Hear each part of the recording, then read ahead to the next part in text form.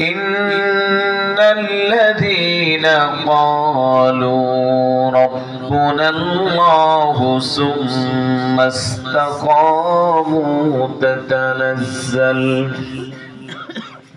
تتنزل عليهم الملائكة ألا تخافوا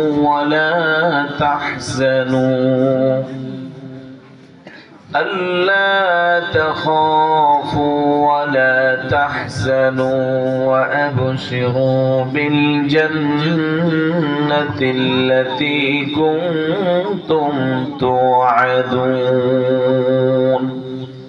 صدق الله مولانا العظيم وصدق رسوله النبي الحبيب الكريم.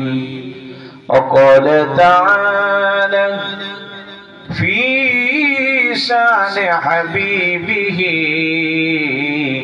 مخبرا وآمرا: إن الله وملائكته يصلون على النبي يا أيها الذين آمنوا صلوا عليه وسلموا تسليما. اللهم صل على سيدنا مولانا محمد وعلى آل سيدنا مولانا محمد। अल्लाह निजे अश्क হইয়া दोस्ती করেন যার সাথে, নবীর সাথে নাম মিশায়া দেখে নাচে কলমাতে। আল্লাহুম্মা সাল্লি আলা সাইয়্যিদিনা মাওলানা মুহাম্মদ ওয়া আলা আলি সাইয়্যিদিনা মাওলানা মুহাম্মদ। এই দুনিয়া পরে রবে, আমরা একদিন থাকব না। সবাই মোদের ভুলে যাবে, নবীজি আপনি ভুলবেন না। আল্লাহুম্মা সাল্লি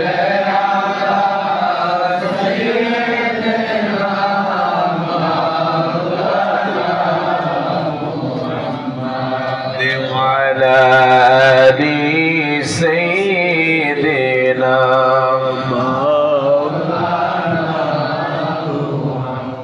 بلغ العلا بكماله كشف الدجى بجماله حسنت جميع خصاله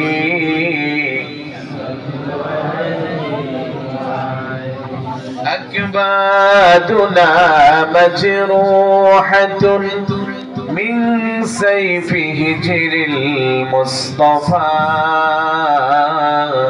طوبى لأهل بلدة فيها النبي المحتشم بلغ العلا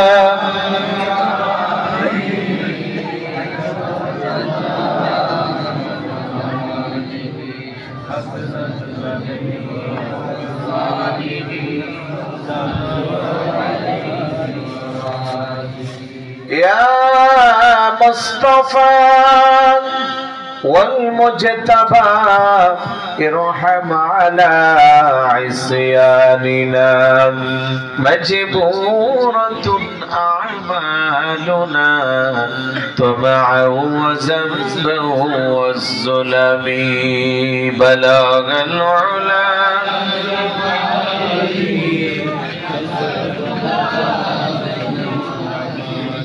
حسنت جميع خصاله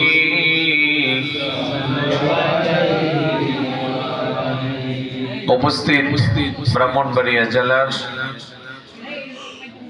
কসবা উপজেলা চন্দ্রপুর মধ্যপাড়া রেজায়ে মুস্তাফা সাল্লাল্লাহু আলাইহি ওয়াসাল্লাম যুব সংগঠনের উদ্যোগে আহলে বাইতের স্মরণে কবরবাসীর রূহের মাগফিরাত কামনার্থে 24তম বার্ষিক সুন্নি মহাসম্মেলন 2024 এর সম্মানিত সুযোগ্য সভাপতি रहनुमाई शरीयत पीर तरीक़त शाह सूफी हजरत मौलाना शाह सैयद फखरुल इस्लाम सिद्दीकी साहिब मद्दजिल्लहुल आली गदनिशीन ঐতিহ্যবাহী মাসিহাতা দরবার শরীফ ব্রাহ্মণবাড়িয়া সহ সভাপতি হাজী মোহাম্মদ ফাইজ উদ্দিন সাহেব চন্দ্রপুর মধ্যপাড়া প্রধান অতিথি লায়ন ইঞ্জিনিয়ার নাজমুল হুদা খন্দকার সাহেব বিশিষ্ট সমাজ সেবক ও ব্যবসায়ী এই গ্রামেরই সন্তান আমার পূর্বে যিনি দীর্ঘ সময় কোরআন সুন্নাহ থেকে অত্যন্ত মনোমুগ্ধকর গুরুত্বপূর্ণ আলোচনা করেছেন, আপনাদের হৃদয়ের খোরাক দিয়েছেন, আপনাদের সবার সুপরিচিত আমার অত্যন্ত মহাব্বতের শ্রদ্ধাভাজন বিশিষ্ট ইসলামী চিন্তাবিদ আশিক রাসূল মাওলানা হারুনুর রশিদ আল আহমদী সাহেব মাদ্দাজিল্লাহুল আলী হেড মাওলানা মোগরা উচ্চ বিদ্যালয়, বিশেষ অতিথি জনাব মোহাম্মদ ফুরকান সাহেব চন্দ্রপুর জম্মাবাড়ি বিশিষ্ট ব্যবসায়ী, আরো আছেন মোহাম্মদ ফুরকান উদ্দিন বুইয়া মেম্বার 7 নং ওয়ার্ড। আলোচক হিসেবে আছেন বিশিষ্ট আলিমে দ্বীন মাওলানা শরীফুল ইসলাম সাহেব, ইমাম ও খতিব কনিকারা দক্ষিণ পাড়া জামে মসজিদ আছেন হাফেজ মোহাম্মদ নবীর হোসেন, হাফেজ কারি আমিন রেজা আল কাদেরী চন্দ্রপুর মধ্যপাড়া কেন্দ্রীয় জামে মসজিদ। আরো আছেন আমার মহব্বতের ভাই হাফেজ জহিরুল ইসলাম আর নাজরি মুহতামিম চন্দ্রপুর গাউসিয়া সুন্নিয়া শাহ কামাল রহমতুল্লাহ আলাইহি মাদ্রাসা এলাকার স্বনামধন্য ব্যক্তিবর্গ, সামনে বসা নবী প্রেমিক, অলি প্রেমিক, মাহফিল প্রেমিক, কোরআন সুন্নাহ প্রেমিক, আশিক রাসূল ভাইরা, পর্দার অন্তর আড়ালের মা ও বোনেরা, যুবক আমার সাথী ভাইরা, ছোট ছোট কলিজার টুকরারা, সবার প্রতি আমার আন্তরিক সালাম। আসসালামু আলাইকুম ওয়া রাহমাতুল্লাহ। সর্বপ্রথম মহান আল্লাহ সুবহানাহু ওয়া তাআলার দরবারে অসংখ্য অগণিত শুকরিয়া, যেই আল্লাহ দয়া করে মায়া করে মহব্বত করে আল্লাহ পাকের অসংখ্য অগণিত বান্দা বান্দি থেকে যাচাই করে বাছাই করে নির্বাচিত করে আজকের এই আজিম শান বেহেশতের বাগানে আসার বসার কিছু বলার শ্রবণ করার তৌফিকটুকু দান করেছেন। সে আল্লাহর দরবারে শুকরিয়া আদায় করা দরকার আছে কি নাই? আসুন সকলে একবার অন্তর অন্তরস্থল থেকে সপ্তগুণ আবেগকে উজাড় করে মহাব্বতের সাথে সমবেত কণ্ঠে অর্থাৎ নিস্তব্ধতাকে বন্ধ করার লক্ষ্যে সিংহের মতো গর্জন দিয়ে চিৎকার করে বলি আলহামদুলিল্লাহ। একটু জোরে বলি আলহামদুলিল্লাহ।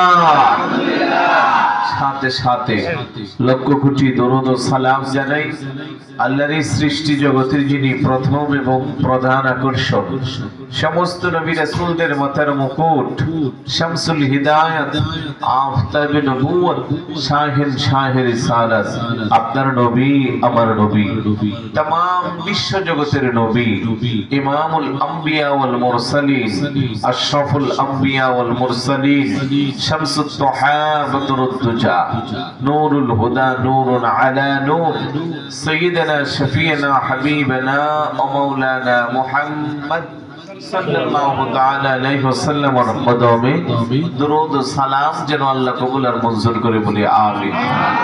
আর একটু জোরে বলি আমিন।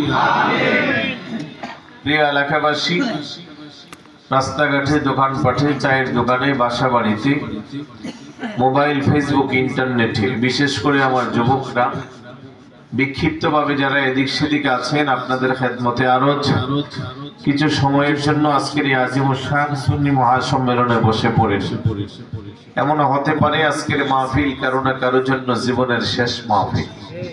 কথা বলেন ঠিক কি না? কারণ মাহফিলটার বয়স 24তম, তার মানে 2 যুগ আজকে কমপ্লিট হবে। শুরুতে যারা ছিল অনেকে আমাদের মাঝে, গত বছর যারা ছিল আজ অনেকে আমাদের মাঝে, আমরা যারা আজকে আছি আগামী বছর থাকতে পারবো কি পারবো না তার গ্যারান্টি দেওয়ার মতো কেউ আছেন নাকি? জোরে বলুন আছেন? না থাকলে চলে আসে। আমার পূর্বে আমার শ্রদ্ধাভাজন বড় ভাই মাওলানা হারুনুর রশিদ আল আহমদি সাহেব অনেক কথা বলেছেন। কারণ আমার বোধ হয় 24 বারের মধ্যে 24 বারই মনে উনি ছিল মাহফিল, ঠিক না? যেহেতু বাই নেম নামে নামে ধরে ধরে পুরা বাড়ি করে সবার নামই ওনার জানা।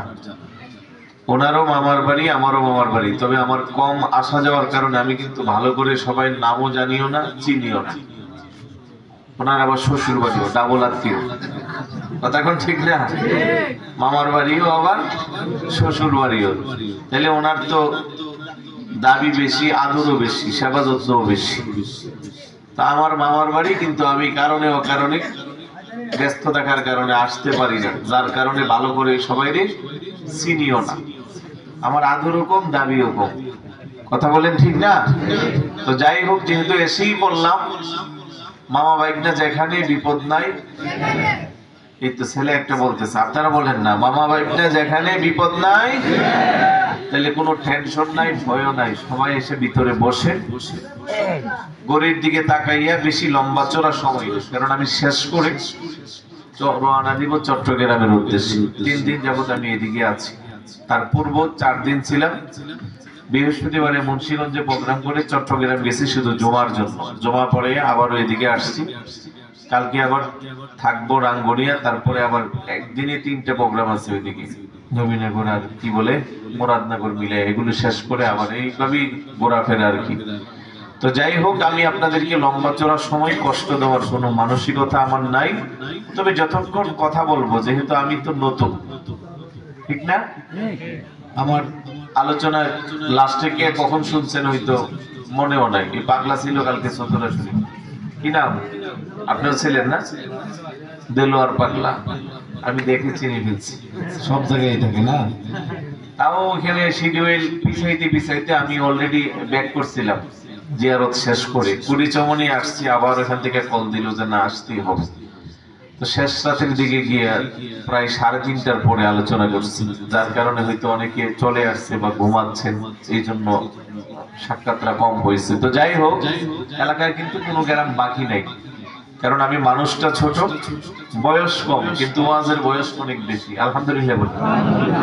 2004-5 সালগুলোতে আমি এদিক দিয়ে অনেক গ্রামে এই মোটরসাইকেল নিয়ে অনেক মাহফিলে আসছি, কারণ তো রাস্তাঘাট তো ভালো ছিল না। তো অনেক স্মৃতি আছে এলাকার সাথে। এখন ব্যস্ততার কারণে নির্দিষ্ট আর বাউন্ডারির মধ্যে থাকতে পারি না, সারা দেশের বাহিরেও শিডিউল থাকে। তো সব মিলে যেহেতু আমার বাড়িতে এসেই গেলাম, কিছুটা তো আলোচনা করতেই হবে। কথা বলেন ঠিক না? তবে হারুন ভাই যেমন 5 রসালি মধু দিতে পারে, আমি হয়তো ততটা পারবো না। উনি তো আমার বয়স আর ওনার ওয়াজের বয়স সমান, ঠিক না? উনি যখন ছোট সময় আমাদের এলাকা মাহফিল করে, আমরা তখন বলতে গেলে ল্যাংটা, এতটাই ছোট। তো যাই হোক, আল্লাহ যেন আমার ভাইজানের হায়াতের মধ্যে বরকত দান করে, বলি আমিন। আমাকে খুব আদর করে উনি। আর ওনার গ্রামে, সেই টানমন্দেল গ্রামে ধরেন আজকে 20 বছর যাবত আমার আসা যাওয়া। অনেকগুলো মাহফিলে যাওয়া হয়, বড় মাহফিল, ছোট মাহফিল, সব মাহফিলেই সুযোগ থাকলে অংশগ্রহণ করি। তো কতটা মহব্বত করলে উনি বারবার কিন্তু বলছেন যে আমার কি প্রিয়া। এটা তো অনেক পাওয়া জিনিস।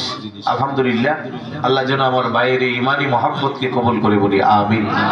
এবং সুস্থতার সহিত যেন মাযহাব মিল্লাত তথা শরীয়ত তরিকত সুন্নিয়তের খেদমতে বেশি দিন যেন খেদমতে আঞ্জাম দিতে পারে, বলি আমিন। আরো যারা আমাদের উলামায়ে কেরাম আছেন, আমাদের জহিরুল ইসলাম নাজিরি সাহেব, ওনার সাথেও আমার আগে থেকে পরিচয়, অনেক জায়গা প্রোগ্রাম হয়। আমার এই ভাই হয়তো আগে দেখছি কিনা জানি না, নতুন আসছেন। আরো যারা আছেন, দরকার মাস্টারে দেখা হয়েছিল না? হ্যাঁ হ্যাঁ, ওই দিন কিছুদিন আগে। তো যাই হোক, আমরা সবাই মিলেমিশে যেহেতু আত্মীয়তার সভাতে বসে গেছি, আপনারা যদি অনুমতি দেন আমি কিছু কথা বলবো। আওয়াজে বোঝা যায় সবাই রাজি। সবাই বোঝাচ্ছেন যে আমাদের হারুন ভাই এত সুন্দর আলোচনার পরে আর আপনার দরকার আছে নি আলোচনা করতে, মোনাজাত দিয়ে যান। আমি একটু আলোচনা করব, যেহেতু কোরআনুল কারীমের 25 নম্বর পারা, 24 নম্বর পারা, 19 নম্বর পৃষ্ঠা, সূরা হামিম আস-সিজদা 23 নম্বর আয়াতটা তেলাওয়াত করেছি। তার দিকে নজর দিয়ে কথা বলবো, আল্লাহ যেন বলার তৌফিক দান করে। একটু মহব্বতে জিকির করি, লা ইলাহা ইল্লাল্লাহ, লা ইলাহা ইল্লাল্লাহ, জোরে জোরে লা ইলাহা ইল্লাল্লাহ, মহব্বতে লা ইলাহা ইল্লাল্লাহ, একসাথে লা ইলাহা ইল্লাল্লাহ, হাসবি রব্বি জাল্লাল্লাহ মা ফি কলবি, হাসবি রব্বি জাল্লাল্লাহ মা ফি কলবি, নূর মুহাম্মদ সাল্লাল্লাহু লা ইলাহা ইল্লাল্লাহ, লা ইলাহা ইল্লাল্লাহ, লা ইলাহা ইল্লাল্লাহ। বেজানে বহু দূরে মদিনা, আমরা কেমনে যাব জানি না, বলেন বহু দূরে মদিনা, আমরা কেমনে যাব, দয়াল আল্লাহ দয়া করো, দয়াল আল্লাহ দয়া করো, ও দেখাও সোনার মদিনা, লা ইলাহা ইল্লাল্লাহ, লা ইলাহা ইল্লাল্লাহ।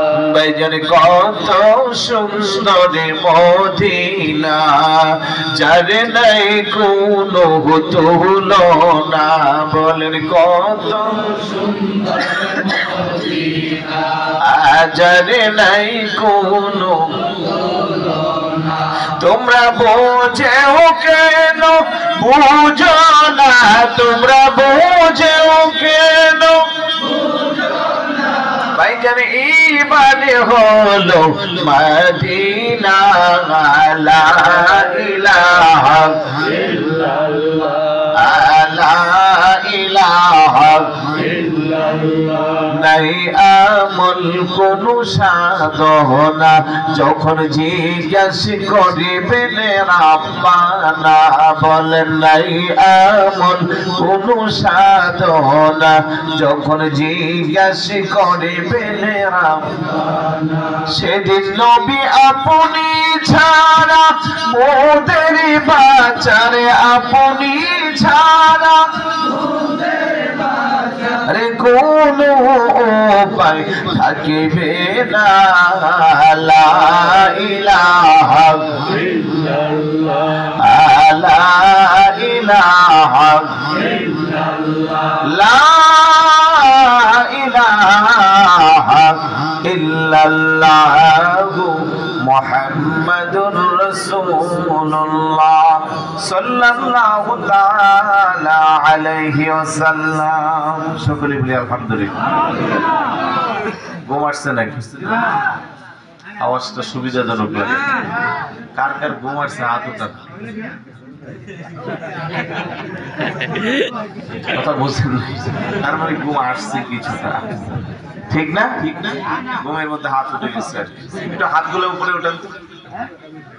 নারে তাকবীর, আল্লাহু আকবার, নারে রিসালাত, ইয়া রাসূলুল্লাহ, আহলে সুন্নাত ওয়াল জামাত জিন্দাবাদ, জিন্দাবাদ, শহীদে মিলাদুন নবী জিন্দাবাদ, জিন্দাবাদ, হযরত মাওলানা মুফতি গোলাম কিবরিয়া সাহেব জিন্দাবাদ, জিন্দাবাদ। ভালোবাসার জায়গা মদিনা, ভালো লাগার জায়গা মদিনা, ভালোবাসার জায়গা মদিনা, ভালো লাগার জায়গা মদিনা। এত সুন্দর জায়গা কোথাও পাবি না, এত সুন্দর জায়গা কোথাও দেখি না।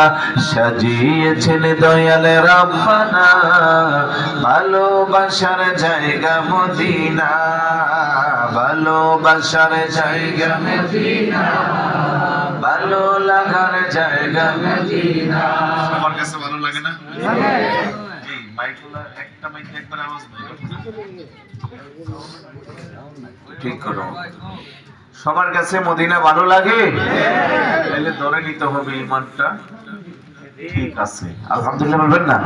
জবান খুলে বলুন, ভালোবাসার জায়গা মদিনা, ভালো লাগার জায়গা মদিনা। বলেন ভালোবাসার জায়গা মদিনা, ভালো লাগার জায়গা মদিনা। এত সুন্দর জায়গা কোথাও দেখি না, এত সুন্দর জায়গা কোথাও দেখি না। সাজিয়েছেন দয়াল রব্বানা, ভালোবাসার জায়গা মদিনা, ভালোবাসার জায়গা মদিনা। মদিনা শরীফে নূরের খাজিনা, মদিনা শরীফে নূরের খাজিনা। আশিক ছাড়া অন্য বুঝে না, ভালোবাসার জায়গা মদিনা। বলেন ভালোবাসার জায়গা মদিনা, ভালো লাগার জায়গা মদিনা। একদিন কবরে যাব, কেউ তো যাবে না। যাবে সাথে আমাদের সাথে? একদিন কবরে যাব, কেউ তো যাবে না। যাবে আমার শাহে মদিনা, ভালোবাসার জায়গা মদিনা। বলেন ভালোবাসার জায়গা মদিনা, ভালো লাগার জায়গা মদিনা। যতই দুরূদ পড়ি তৃপ্তি মিটে না, যতই দুরূদ পড়ি তৃপ্তি মিটে না। মিলাদেও শান্তি থাকে না, ভালোবাসার জায়গা মদিনা, ভালোবাসার জায়গা মদিনা, ভালো লাগার জায়গা মদিনা। এত সুন্দর জায়গা কোথাও দেখি না, এত সুন্দর জায়গা কোথাও দেখি না। সাজিয়েছেন দয়াল রব্বানা, ভালোবাসার জায়গা মদিনা, ভালোবাসার জায়গা মদিনা, ভালো লাগার জায়গা মদিনা। আমাদের সকলের অনেক বেশি গুনাহ, আমাদের সকলের অনেক বেশি গুনাহ। তাই হাবিবের কদম ছাড়ব না, ভালোবাসার জায়গা মদিনা, ভালোবাসার জায়গা মদিনা, ভালো লাগার জায়গা মদিনা। আল্লাহ যেন কবুল করুন। আমি যে আয়াতটা তেলাওয়াত করেছি তার দিকে নজর দিয়ে আলোচনা করছি, মনোযোগ আছে তো সবার? আল্লাহ সুবহানাহু ওয়া তাআলা ইরশাদ করেন, ইন্নাল্লাযীনা ক্বালু রাব্বুনাল্লাহু সুম্মা ইসতাকামু তাতানাজ্জালু আলাইহিমুল মালাঈকাতু আল্লা তাখাফু ওয়া লা তাহজানু ওয়া আবশিরু বিল জান্নাতিল্লাতী কুনতুম তুআদুন। চিৎকার করে বলি সুবহানাল্লাহ। ইন্নাল্লাযীনা ক্বালু, নিশ্চয় যারা বলে, রব্বুনাল্লাহ, রব আমাদের আল্লাহ। আমাদের রব কে? পিছনের বাইরে জোরে বলুন কে? সবাই একসাথে আওয়াজ দিয়ে বলুন, আমাদের রব কে? হায়াতের মালিক কে? রিজিকের মালিক কে? সম্মানের মালিক কে? আমরা কার ইবাদত করব?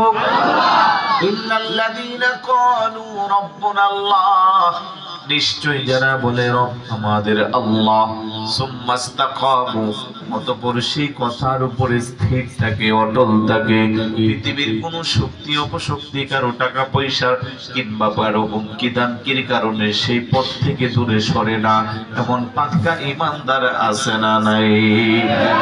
আর একটু জোরে বলুন আছে না নাই? এমন ইমানদার যারা হবে আমার আল্লাহ এবার তাদের জন্য ঘোষণা দিচ্ছে, তাতানাজ্জালু আলাইহিমুল মালাইকা, আমার আল্লাহকে আমি তাদের জন্য ফেরেশতা পাঠাবো। ও আমার আল্লাহ কেন ফেরেশতা পাঠাবেন? তাফসীরের মধ্যে আসছে তার সাহায্য সহযোগিতা করার জন্য। কোথায় তাকে সাহায্য সহযোগিতা করা হবে? তার মরণে, তার কবরে, তার হাসরে, তার মিজানে, তার ফুলসিরাতে। আল্লাহু আকবার বলেন।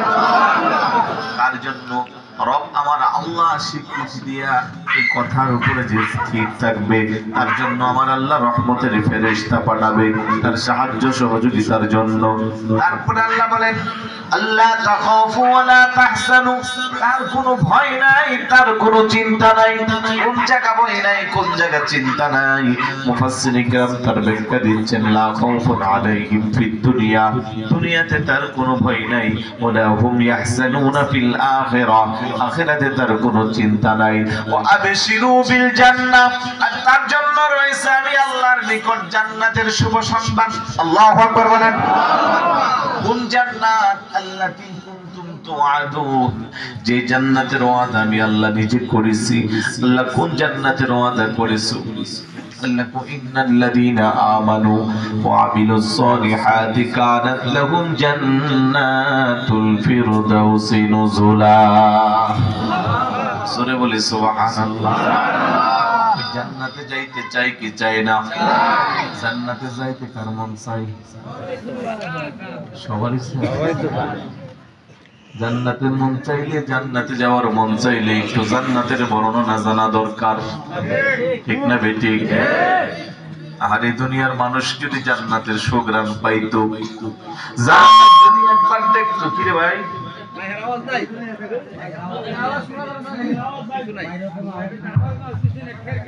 20 বছর পরে, ওয়াজের বয়স 20-22 বছর, তাও এলাম মামার বাড়িতে ওয়াজ করতে, তাও যদি মাইকটা ডিস্টার্ব কেমন হয়? অন্য জায়গায় হইলে না উল্টা পাল্টা করা না, ঠিক না? একটু ভালো করেন না, বাড়াই দিচ্ছে। আচ্ছা যাক, নাম কি ভাই? যাই হোক, সব দিন সব জায়গায় সেটিং ভালো হয় না, এটাও একটা বিষয় থাকে, আবার কপালেরও বিষয় আছে, কথা কোন ঠিক না?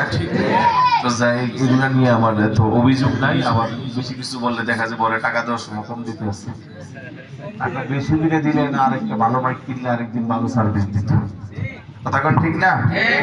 আর সবাই দোয়া করে দেন যাতে একেবারে সেরা মাইক সার্ভিস দিতে পারে। আমি দুইজনে বলতেছি, সবাই কোন নামে দোয়া করতে কি পয়সা লাগে? মন দিয়ে দোয়া করে দিলে বেচারা খুশি হয়ে যাবো। এখন এই দোয়াটার কারণে তার সর্বাত্মক চেষ্টা দিয়ে ট্রাই করবো যে মাইকটারে কেমনে ভালো করা যায়, ঠিক না? আর বকা টকা দিলে জায়গার মতো কাজ করবো, 1 ঘন্টা পরে আমার গলাও যাইব, তলাও যাইব।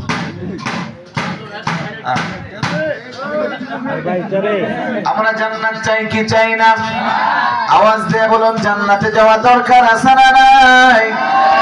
আল্লাহ বর্ণনা দিচ্ছেন, ইন্নাল্লাযীনা আমানু ওয়া আমিলুস সালিহাতি লাহুম জান্নাতুন তাজরি মিন তাহতিহাল আনহার খালিদিনা ফিহা আবাদা। দুনিয়ার মানুষ একটু ভালো জায়গা পেলে পাগল হয়ে যান।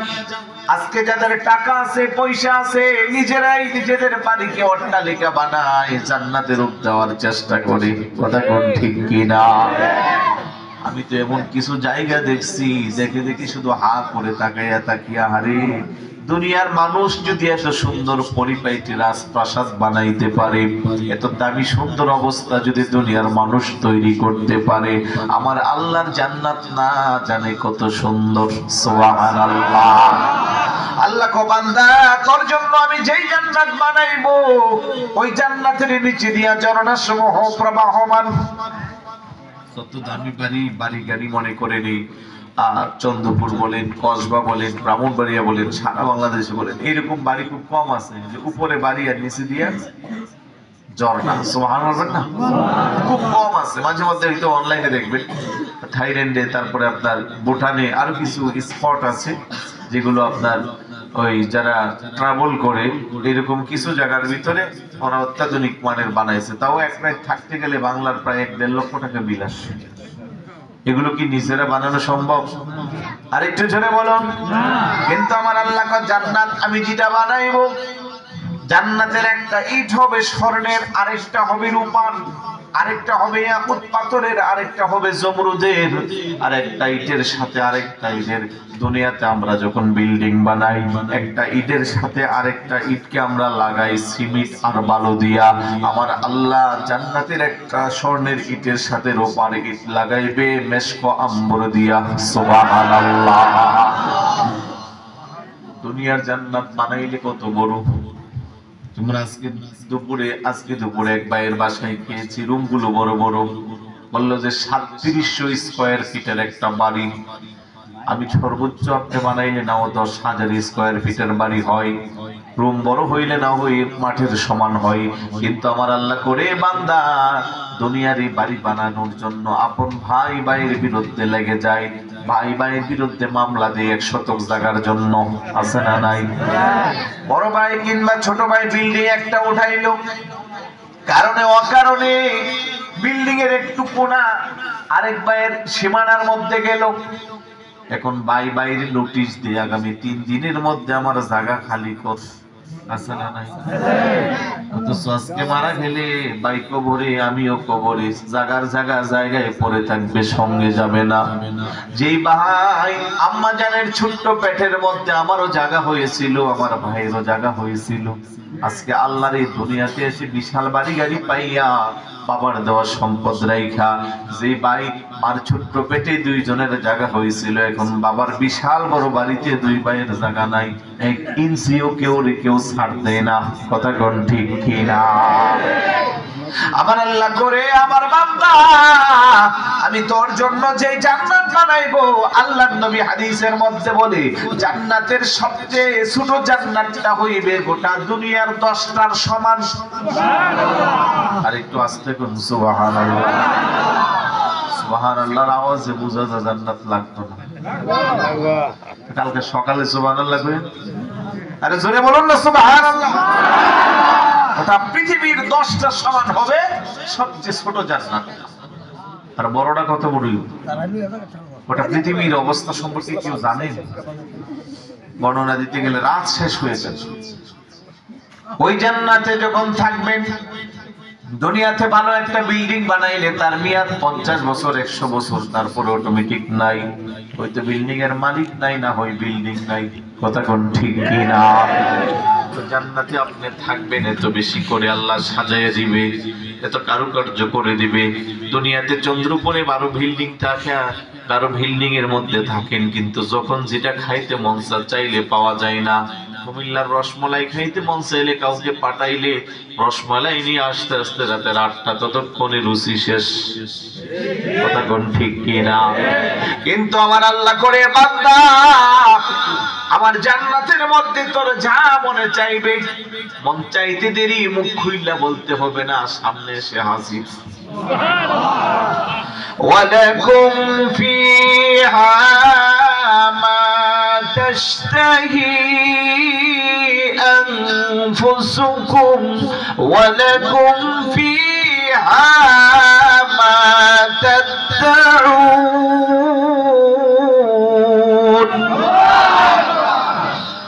জান্নাতে মন চাইতে দেরি, সামনে আসতে দেরি না।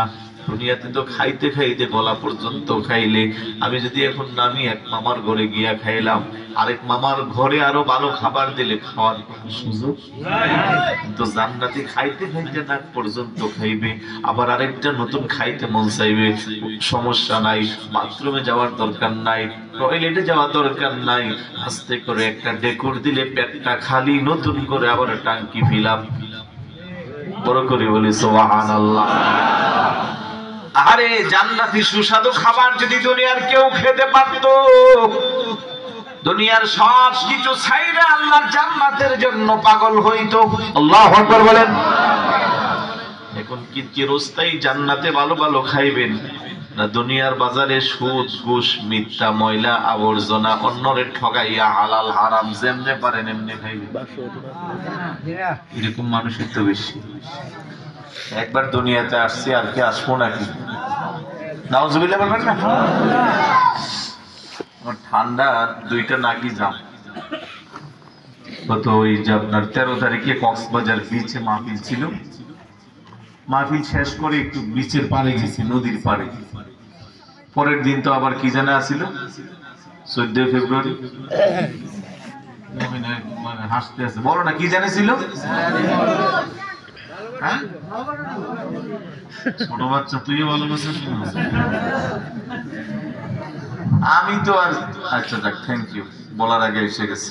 ভাবছিলাম আবার যে বাইক নিয়ে মনে করে আমি চাটা না খাওয়াই রাখি, একটু চিনি কম দিলে ভালো হবে, কারণ যে চিনি দেওয়া যায় এই এলাকা চিনি ভোটারের চিনি মনে সস্তা।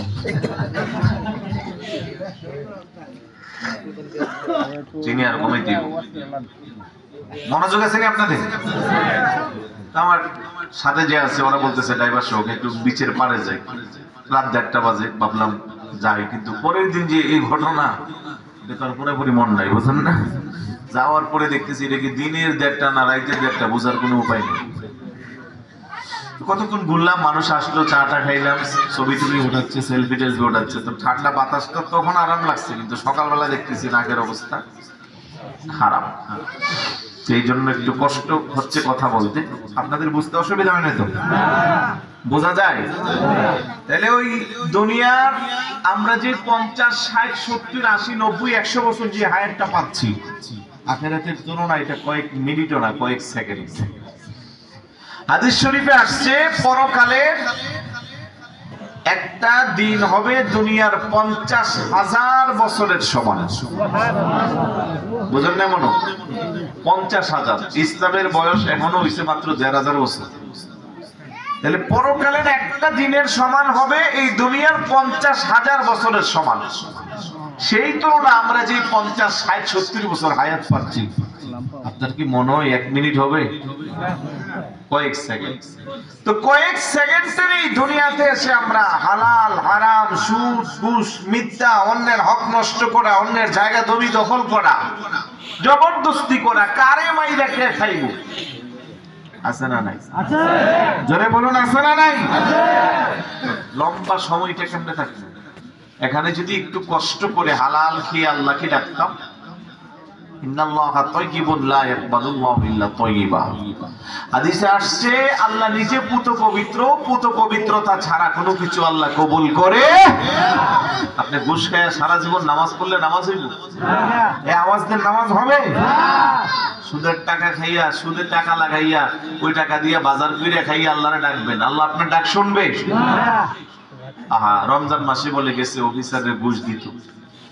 তো কি আনছো? তো স্যার যেটা বলছেন এটাই আনছি। তো প্যাকেট কিনে আনছো না? কো আনছি। তো স্যার নেন। কোন আমি উজু কিনেছি, রোজা রাখছি, তো এখন নামাজ পড়তে যাবো, এটা ধরা যাইব না। টান দিয়া ডয়ের খুললে তুই এখানে রাখা যাবি, নামাজের পরে এসে বইনে দেখবো। এরকম মুসল্লি আছে না নাই? আওয়াজ দেন, আছে না নাই? ওটা রোজা হইব? নামাজ কবুল হবে? কোনোদিনও হবে না। আল্লাহকে আপনি ডাকলে, আল্লাহ যদি আপনার ডাক শুনে আপনি ধারণা করতে পারেন, তাহলে আপনাকে হারামের দ্বারে কাছেও যাওয়া যাবে। কিন্তু এখন যদি এগুলো বলি, আগামী বছর দাওয়াতও দিতে না। একদম মনে করে দাওয়াত দানছি আর আসছে আমাদের সুদের ব্যবসার বিরুদ্ধে বলতো। আমরা বড় বাইক নেই বালা, কত সুন্দর ওয়াজ করে গেছে, সুদের কথা কইছে না। কথা কোন ঠিক না? কিন্তু মনে রাখবেন, বড় বাইক না ছোট বাইক না যাই বলেন, সুদ যারা খাবে, ঘুষ যারা দিবে, মিথ্যা কথা যারা বলবে, চুগলখড়ি যারা করবে, গীবত যারা করবে, সমাজের মধ্যে যারা বিশৃঙ্খলা সৃষ্টি করবে, এই অভ্যাসের এই প্রকৃতির মানুষ যারা, তাদের সমস্ত আমলগুলো বরবাদ হয়ে যাবে। নামাজ পড়বেন, রোজা রাখবেন, এগুলো আল্লাহর দরবারে কবুল হবে? করবেন আল্লাহ কবুল। লা ইয়াদখুলুল জান্নাতা লাহমুন নাবাতা মিনাস সুহতি ওয়াকুল্লু লাহমিন নাবাতা মিনাস সুহতিন নারু আওলা বিহি। আল্লাহর নবী কে উম্মত, সুদের টাকা, ঘুষের টাকা, অবৈধ উপার্জনের টাকা দিয়ে সকালবেলা চন্দ্রপুরের বাজার না, নোয়াগাঁওর বাজারে যাইয়া দেশি শিং মাছ আনলাম, তারপরে নদীর কি বলে শৈল মাছ, আলামিনে বলতেছে নোয়াগাঁও থেকে গিয়েছি শৈল মাছটা, তারপরে আরো গোড়া মাছ, এগুলো এই জন্য বলতেছে আর কি। এগুলো আনলাম, গরুর কলিজা বোনা, দেশি মুরগি, কোয়েল পাখি, কবুতরের ডিম, গলদা চিংড়ি, রূপসাদা, খুব ভালো ভালো খাবার রান্না করে খাইলা। কিন্তু যেই টাকা দিয়ে বাজার করলা, টাকাটা কি? আওয়াজ দিয়ে বলুন কি? আল্লাহর নবী গো উম্মত, অবৈধ টাকা দিয়া বাজার করে আল্লাহ তোমার স্ত্রী রাখলো, সুস্বাদু খাবারটা খাইলা, শরীরটা তোমার বালু মোটা তাজা হইল, শরীরের উপর দিয়া চর্বি বেয়ে বেয়ে পড়ছে, খুব আরামে আছো তুমি, কিন্তু না না না, তোমার এই মোটা তাজা শরীরের জন্য অধিক উপযুক্ত স্থান হইল জাহান্নামের আগুন। বড় করে বলি নাউজুবিল্লাহ।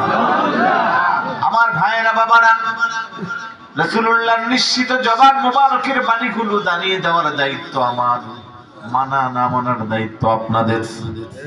আমি আর 1 ঘন্টা পরে চলে যাইব, আবার কখন আসি ঠিক ঠিকানা নাই, কিন্তু কথাগুলো আমানত হিসেবে রেখে যাই। যদি পারেন আপনার জন্য লাভ, আমার জন্য লাভ। ইন্তেজামিয়া কমিটির আয়োজন সার্থক, কথা বলেন ঠিক কিনা? জান্নাতের কথা বললে সবার কাছে ভালো লাগে, সবাই আমরা জান্নাত যেতে চাই। জান্নাতে যাওয়ার জন্য যে আমলের প্রয়োজন, যেগুলো মানা দরকার, সেগুলো আমরা মানতে পারি না। সবাই আমরা মুখে দাবি করি ঈমানদার, কিন্তু আমাদের ঈমান যে কত হালকা, কত সস্তা, তুলনা করলে বোঝা যায়। কথা কোন ঠিক কি না? কথা বলিয়েন না। এটা ধরে শরীফ পড়ে আল্লাহুম্মা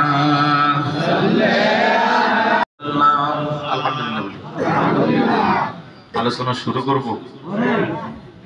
কিছু মানুষ আসতেছে যাচ্ছে, বাইরে যদি বসে পড়তে, যারা দাঁড়িয়ে আছে একটু বসে পড়ে, বাহিরে যারা আছো যুবক ভাইরা আসো, তোমাদের জন্য একটা মজার আলোচনা আছে। মনোযোগ আছে নি আপনাদের? আমি যে আয়াতটা তেলাওয়াত করেছি তার তরজমা করেছি আপনাদের সামনে।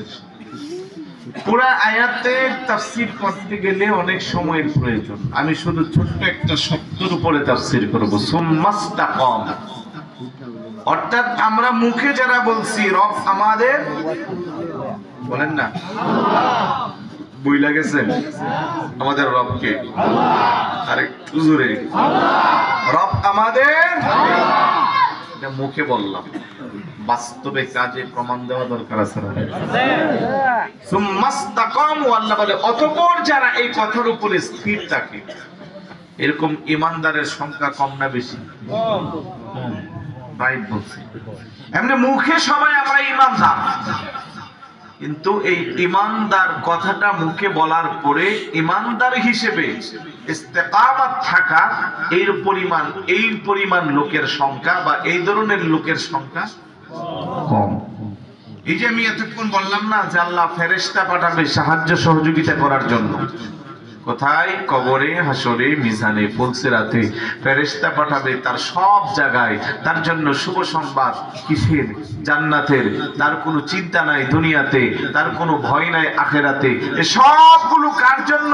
ওই সুম্মাস্তাকামু, রব আমার আল্লাহ, এটা মুখে স্বীকৃতি দেয়া যে এই কাজের উপরে স্থির থাকে। বড় করে বলি সুবহানাল্লাহ।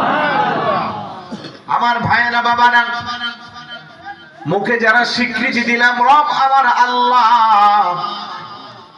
তাহলে প্রত্যেকটা কদমে কদমে, প্রত্যেকটা মুহূর্তে মুহূর্তে আপনার আমার অন্তরে ধ্যান ধারণা, কাজে কর্মে এটাই প্রমাণ থাকবে আমি যা করছি পৃথিবীর কেউ জানে না, একমাত্র একজন জানে, তিনি কে? আর একটু জোরে বলুন কে? আপনার আমার জীবনের এমন কিছু অন্যায় আছে, এমন কিছু পাপ আছে, এমন কিছু গুনাহ আছে, এই পাপের খবর যদি আমার এলাকার মানুষ জানতো, আপনারে আমার এলাকায় জায়গা দিত না। ওই পাপের খবর যদি আমার স্ত্রী জানতো, স্বামী হিসেবে আমার স্বীকৃতি দিত না। ওই পাপের খবর যদি আমার মা বাবা জানতো, সন্তান হিসেবে আমারে ঘরে জায়গা দিত না। ওই পাপের খবর যদি আমার সন্তান জানতো, বাবা হিসেবে আপনারে আমারে মূল্যায়ন করতো না। পাপের খবর যদি আমার বন্ধু জানতো, বন্ধু হিসেবে আমারে মর্যাদা দিত না। কিন্তু এত পাপ করার পরেও, এত অন্যায় করার পরেও, এত জুলুম নির্যাতন করার পরেও আপনার আমার এই দুনিয়াতে মান সম্মান নিয়ে বাঁচার সুযোগ করে দিয়েছেন কে? আরেকটু জোরে বলুন কে? আল্লাহ আমার পাপের খবর, আপনার পাপের খবর জানে কি জানে না? আরে ভাই, আপনার সবচেয়ে ভালো বন্ধু, কোন কারণে যদি বন্ধুর সাথে আপনি একটা দুঃখ শেয়ার করেন, কিংবা আপনার জীবনের কোন একটা আপত্তিকর বিষয়ের গুনাহের কাজের 15 সেকেন্ড কিংবা 30 সেকেন্ডের একটা ভিডিও যদি বন্ধুর কাছে থাকে, যতক্ষণ বন্ধুর সাথে আপনার সম্পর্ক, বন্ধু এটা গোপন রাখবে। যখনই বন্ধুর সাথে আপনার সম্পর্কটা নষ্ট হইবে, আপনার বন্ধু আপনার আপত্তিকর ভিডিওটা এবার মানুষকে দেখাবে। কথা বলেন ঠিক কিনা? কিন্তু আমার আল্লাহ কেমন আল্লাহ, যুগ যুগ ধরে জীবনটারে শেষ করে দিলাম, 40, 50, 60, 70, 80, 90 বছর পার করলাম আল্লাহর নাফরমানি কইরা।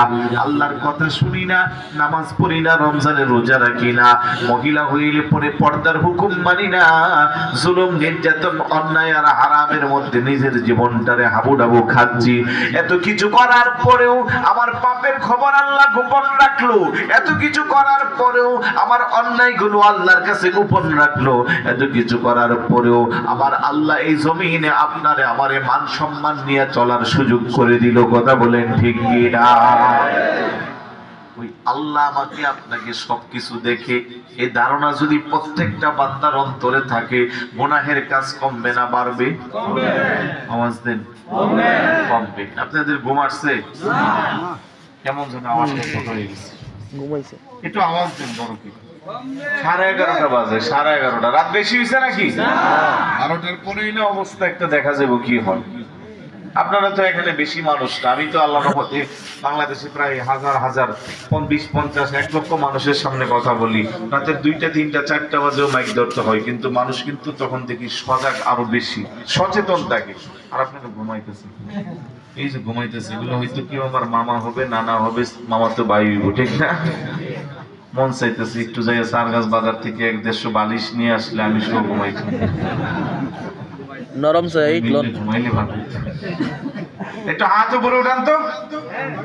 ঘুমাইলে হবে না, আমার কথাগুলো অনেক দামি, এগুলো কোনো বানানো কথা না। তাফসীর শোনাচ্ছি আপনাদেরকে। নারে তাকবীর, নারে রিসালাত, নারে গাউসিয়া, আহলে সুন্নাত ওয়াল জামাত। একটু পরে পরে রেফারেট করতে হবে, বুঝছি? মনোযোগ আছে? তাহলে সব কিছু পৃথিবীর কেউ জানে না, জানে কে? আল্লাহ। জোরে বলুন কে? আল্লাহ। আল্লাহ কয় আলামুস সিররা ওয়া আখফা, বান্দা তোর প্রকাশ্যে গোপনে তুই যা কিছু করিস পৃথিবীর কেউ জানে না, একমাত্র আমি জানি। তাফসীরের মধ্যে আসছে অমাবস্যা রজনী বিশাল বড় একটা পাহাড়, ওই পাহাড়ের মাঝখানে কালো কুচকুচে একটা কালো পাথর, ওই পাথরের মাঝখান দিয়া গভীর রজনীতে ছোট্ট একটা পিপীলিকা যখন হেঁটে যায়, পৃথিবীর কোনো মানুষ তখন সজাগ নাই, সবাই তখন ঘুমা। কিন্তু আমার আল্লাহকে ওই কালো পাথরের মাঝখান দিয়া ছোট পিপীলিকাটা যাওয়ার সময় তার পায়ে যে চিহ্নগুলো পাথরের মধ্যে পড়ে, আমি আল্লাহ আমার কুদরতি চক্ষু দ্বারা তা কিছু দেখতে পাই। সুবহানাল্লাহ। আপনি মনে মনে ভাবতেছেন আমার বাড়ি চন্দ্রপুর মধ্যপাড়া, পাশের গ্রাম মূলক গ্রাম যাইয়া নির্জন গাছতলায় রাতের বেলা বসে গেলাম বন্ধুদের সাথে মুনাজাতে। বন্ধুদের সাথে মুনাজাত মানে বুঝছেন কি? এই তো বুঝে গেছে, মুনাজাত পার্টি আর কি। মুনাজাতে বসে গেলেন, আপনার স্ত্রী জানে আপনি মাহফিলে গেছেন, আপনার সন্তানরা জানে আপনি মাহফিলে গেছেন। আসলে আপনি গেছেন তুই এটা ভালো না খারাপ? সওয়াব না গুনাহ? আওয়াজে বোঝা যায় এলাকা সওয়াবই লাগে। মুনাজাত শুনতে তো সওয়াবই লাগে, কারণ তাহাজ্জুদের মুনাজাত আর এই মুনাজাত পার্থক্য আছে না নাই? তাহাজ্জুদের বিছানায় মুনাজাতে পড়লে বান্দার চোখের পানি জমিনে লাগলে আল্লাহ বান্দারে ওলি বানায়। সুবহানাল্লাহ। আর এই মুনাজাত পার্টির যার অভ্যাস আছে আল্লাহ তারে একসময় রাস্তার ফকির বানায়। কথা কোন? আবার এই ফকির না কি পাগল না দেলোয়ার পাগলা না বলে এটা কিছু অন্য হইছে এটা আল্লাহর ওলির পাগল কাকা সতরা কে করতেছে আলহামদুলিল্লাহ আলহামদুলিল্লাহ শুনে গন্ধে হাইটতে থাকে এটা সুজা পাগল না আমার একটু কালকে কিন্তু আমরা এমন যাইবেন তখন আমি কি বাড়ি চন্দ্রপুর আর কি আলহামদুলিল্লাহ বলবেন না তাহলে যে কথা বলছিলাম এটাও মোনাজাত এটাও মোনাজাত একটু মনোযোগ দেন যে কথা বলছিলাম সবাইকে ঘুম পাড়াইয়া মাহফিলের নাম দিয়ে চলে গেলেন রাতের বেলা বোতল নিয়ে বসে আছে এইরকম পার্টিও আছে না নাই বোতল মানে পানির বোতল হ্যাঁ এরকম বুঝলে ভালো লাগে বলেন না কিসের বোতল মদ কি হালাল না হারাম এরকম অভ্যাসের ভাই আমাদের সমাজে আছেনি আমার ইয়ং জেনারেশনরা এখানে বেশি না কম ওরা ঘুরতেছে ওরা এখন বোতল টোতল লাগে না ওরা আমাদের কাছে আছে ট্যাবলেট নাম কি আরো নতুন নাম আছে ইয়াবা গনা এখন বাবাও এটা উন্মোডেল হয়ে গেছে গুটি কি নাম আর হুজুররা জানতো না কেন হুজুরা সারা বাংলাদেশ ঘুরে এক এক জায়গায় গেলে এক একটা নাম কয় এক জায়গায় হুজুর আমাদের এলাকায় কয় ললিপপ আরে ললিপপ তো বাচ্চারা খায় না আমরা এখন ইয়াবা টিয়াবা কই না এখন আমরা ললিপপ কই দূরে যাওয়া দরকার নাই যে আমাদের আখাউড়া বর্ডারের দিকে খড়কুটা এলাকা করতে 2 বছর আগে গেছি কোলা একটা আমরা এটার নাম দিছি বিদ্যুৎ আরে বিদ্যুৎ কি লেগে দিলি কয়টা খাইলে বিদ্যুতের মতো শরীরে গতি বাড়ে নাউজুবিল্লাহ বলবেন না আরেকটু জোরে বলুন না নাউজুবিল্লাহ স্বভাবের এই চরিত্রের যুবক যুবতী আমাদের সমাজে আছে না নাই আপনি যেখানে যে প্রান্তে যেভাবে গোপনে গোপনে যা কিছু করেন আপনার আপনজন কেউ না জানলেও একজন জানে তিনি কে ওই আল্লাহর ভয় অন্তরে রাখতে হবে 500 টাকার কাছে ঈমান বিক্রি করে আমার মতো বহু মোল্লাও আছে না জোরে বলুন আছে না নাই টুপিওয়ালা দাড়িওয়ালা পাগড়িওয়ালা জুব্বাওয়ালা আছে 1000 টাকার কাছে ঈমান বিক্রি কিন্তু ইমাম হুসাইন রাদিয়াল্লাহু তাআলা আজকের মাহফিলটা আহলে বাইতের স্মরণে আহলে বাইতের অন্যতম সদস্য সাইয়্যিদুশ শুহাদা শহীদে দস্তে কারবালা ইমাম আলী মাকাম ইমাম হুসাইন রাদিয়াল্লাহু তাআলা সেদিন কারবালার জমিনে ইয়াজিদ প্রস্তাব করেছিল আপনি যদি এই পথ থেকে সরে এই পথে আসেন আপনাকে এলাকার রাজা বানিয়ে দেওয়া হবে কিন্তু ইমাম হুসাইন রাদিয়াল্লাহু তাআলা বলছেন না আমি আমার নানা জানের রেখে যাওয়া পথ আর মত থেকে দূরে সরে ঈমান বিক্রি করতে পারবো হাত দিলে ওই হাতের মধ্যে টাকার বান্ডেল আসতো হাত না দিয়ে দিছে বর্তা কথা বলেন আপনাকে আমাকে শিখিয়ে গেছে টুপি পাগড়ি জুব্বা আবা কাবা শুধু থাকলে হবে না ঈমান থাকতে হবে কারবালাতে যারা ইমাম হুসাইনকে শহীদ করেছে ওরা হিন্দু ছিল না খ্রিস্টান ছিল আরে বলেন না কি ছিল মুসলমান ছিল ওদের কি মাথায় টুপি ছিল না পাগড়ি ছিল না গালে দাড়ি ছিল না পরনে জুব্বা ছিল না মুখে সুমধুর কণ্ঠের কোরআন তেলাওয়াত ছিল কিন্তু তারপরেও ওরা মুনাফিক ওদের ঠিকানা জাহান্নাম কথা বলেন ঠিক কি না ইমাম হুসাইন রাদিয়াল্লাহু তাআলা আপনাকে আমাকে মেসেজ দিল ও নানার উম্মতেরা আমি হুসাইন চাইলে সেদিন তাদের হাতে হাত মিলাইয়া আমার ঈমানকে বিক্রি করে দিতে পারতাম কিন্তু না না না ঈমান বড় দামি জিনিস ঈমানকে টিকিয়ে রাখার জন্য আমি আমার দেশের মায়া ত্যাগ করলাম আমি আমার সম্পদের মায়া ত্যাগ করলাম আমি আমার সন্তানের মায়া ত্যাগ করলাম 6 মাসের দুধের বাচ্চা ইমাম আলী আসগরকে তারা পানির পরিবর্তে বিষাক্ত তীরে ঢুকিয়েছিল তারপর আমার ইমাম হুসাইন যারা পরিমাণ ঈমান থেকে দূরে সরে নাই শেষ পর্যন্ত নিজের বুকের তাজা রক্ত বিসর্জন দিয়া কারবালার জমিনে শহীদ হয়েছে আপনাকে আমাকে শিক্ষা দিয়ে গেছে নানা জানের উম্মতেরা নানা জানের আদর্শের উপরে টিকে থাকার জন্য তোমরাও যদি বুকের তাজা রক্ত দিতে হয় রক্ত দিবা তারপরও ঈমান নামক দৌলতটাকে নষ্ট করবা না সুবহানাল্লাহ আজকের মুসলমান শুধু মাথায় পাগড়ি টুপি দাড়ি জুব্বা আবা কাবা লাগাইলে তার ঈমানদার বলা যায় না ঈমানটা দেখা যায় না ঈমানটা হলো অনুভবের বিষয় ঈমানটা হলো মানার বিষয় কথা কোন ঠিক কি না নবী প্রেমিক সাহাবী হযরতে খাব্বাব রাদিয়াল্লাহু তাআলা ইসলামের প্রথম যুগে 5 নাম্বার কিংবা 6 নম্বরে যিনি কালমা পড়ে মুসলমান হয়েছেন, ইসলামের প্রথম যুগে যাদেরকে সবচেয়ে বেশি কষ্ট দেওয়া হয়েছে হযরতে খাব্বাব রাদিয়াল্লাহু তাআলা, হযরতে খুবাইব রাদিয়াল্লাহু তাআলা, আব্দুল্লাহ ইবনে মাসউদ রাদিয়াল্লাহু তাআলা, আরেকজন নবীর কলিজার টুকরা সাহাবী হযরতে বেলাল রাদিয়াল্লাহু তাআলা। বড় করে বলি সুবহানাল্লাহ। এই চারজনকে এত বেশি কষ্ট দিয়েছে। হযরতে খাব্বাব রাদিয়াল্লাহু তাআলা আনহু বলেন, ওমর ইবনুল খাত্তাব রাদিয়াল্লাহু তাআলা আনহুর শাসন আমলে যাইয়া একদিন চোখের পানি ছেড়ে কান্না করে ডাক কই আমিরুল মুমিনিন, জানি না আমার ঠিকানা জান্নাত হবে না জাহান্নাম হবে। হযরত ওমর তাকাইয়া দেখে তার জিহ্বার মধ্যে কালো কালো ছিদ্র দেখা যায়। ডাক বলে, রে ভাই খাব্বাব, কেন এইভাবে চোখের পানি ছেড়ে কান্না করছিস, রহস্যটা কি? ডাক জানি না আমার ঠিকানা জান্নাত হবে না জাহান্নাম হবে। হযরত ওমর ডাক তার জিহ্বার মধ্যে কেন ছিদ্র দেখা যায়? ডাক কই আমিরুল মুমিনিন, শুধু কি আপনি জিহ্বার ছিদ্রটা দেখলেন আর কিছু দেখতেন না? আল্লাহু আকবার বলেন। তুই কি দেখাইতে চাস? আস্তে করে জামাটা খুইলা পিছনের পিঠটা যখন গোড়াইয়া দিল, হযরত ওমর ডাক আল্লাহু আকবার, রে খাব্বাব, তোর পিঠের মধ্যে গোশত দেখা যায় না, কয়লার পুরা আগুনের চিহ্ন দেখা যায়। আল্লাহু আকবার বলেন।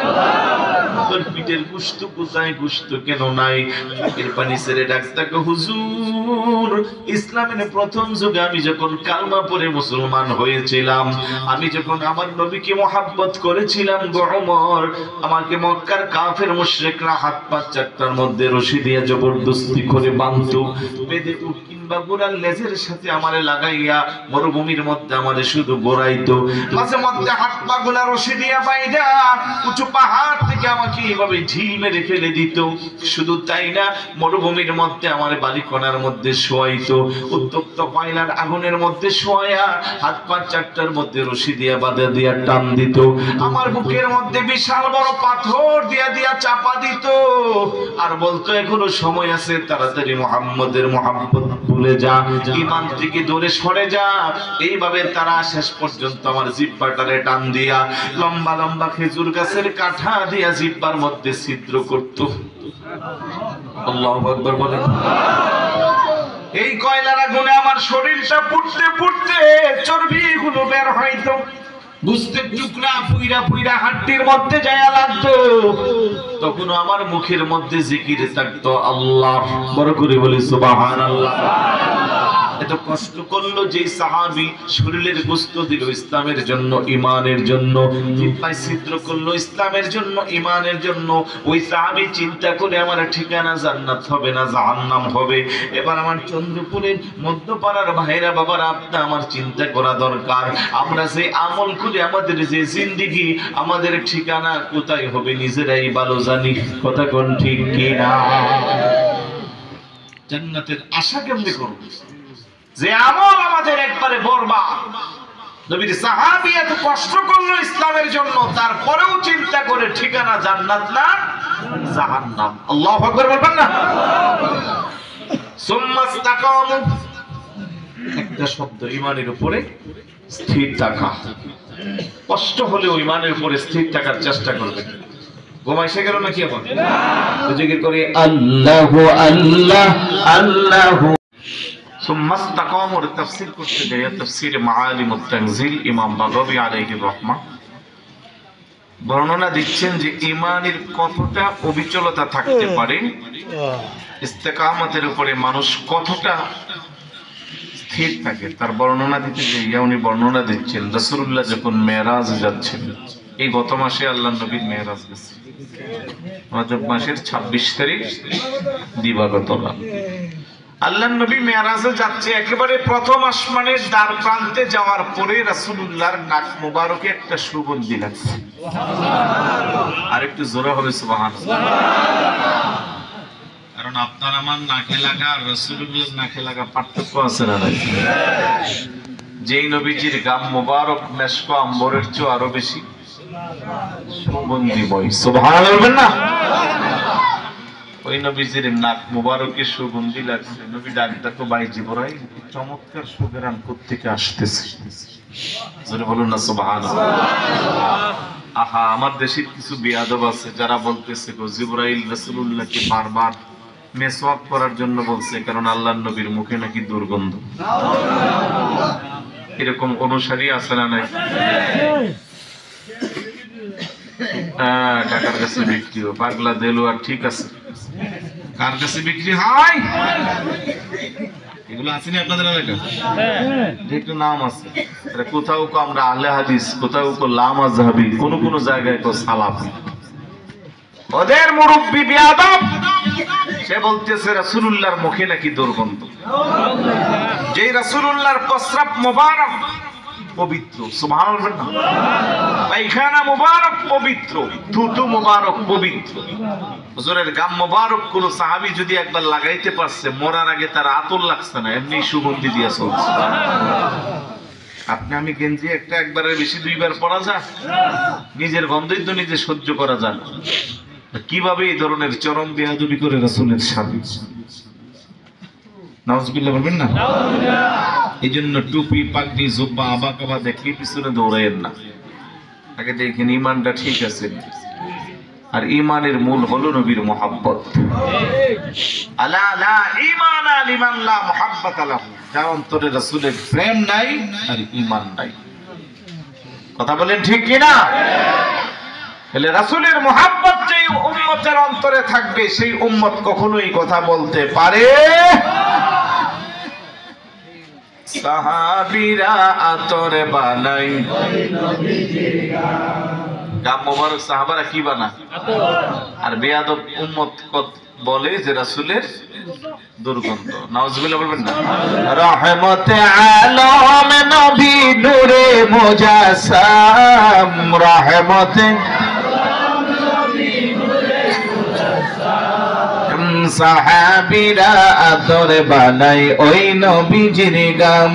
বলেন সাহাবীরা আতর বানাই ওই নবীজির গাম। শুনো মানো জানো কেমন আমার নবীজি, যাহার পাগল চন্দ্র সূর্য তারকারাজি, যাহার পাগল চন্দ্র আরো শোনে বাণী সুন্দর কাহিনী, আরো শোনে বাণী সুন্দর কাহিনী, জান্নাতের ওই রুমে রুমে লিখা নবীর নাম। বলেন জান্নাতের ওই রুমে রুমে লিখা নবীর নাম। বলেন রহমতে আলম নবী নূরে মুজাসসাম, রহমতে আলম নবী নূরে মুজাসসাম, সাহাবীরা উস্তুনে হান্নানা একটা খেজুর গাছের নাম, যাকে ধরে খুতবা দিতেন রাসূল আকরাম, যাকে ধরে গাছটা নবীর বিরহে কাঁদিতে রহে, নবীর বিরহে কাঁদিতে রহে। হতবাক হইলেন যত সাহাবায়ে কেরাম। বলেন রহমতে আলম নবী নূরে মুজাসসাম,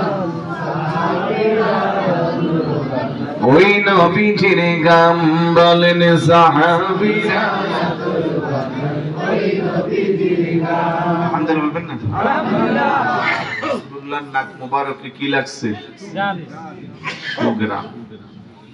ভাই জিবরাইল চমৎকার সুগরান কোত্থেকে আসতেছে? কোন জায়গায়?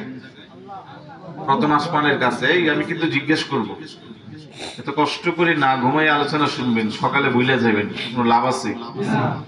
মেরাজ রজনীতে যখন উর্ধ্বাকাশে ভ্রমণের দিকে যাচ্ছে আল্লাহর প্রিয় হাবিব প্রথম আসমানের কাছাকাছি জায়গা হুজুরের নাক মোবারকে কি লাগছে?